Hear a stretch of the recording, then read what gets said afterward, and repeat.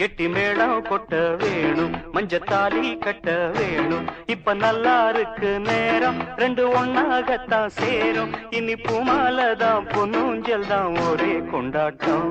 கெட்டி மேளம் கொட்ட வேணும், மஞ்சத்தாலி கட்ட வேணும். இப்ப நல்லா இருக்கு நேரம், ரெண்டு ஒன்னாகத்தான் சேரும். இனி பூமா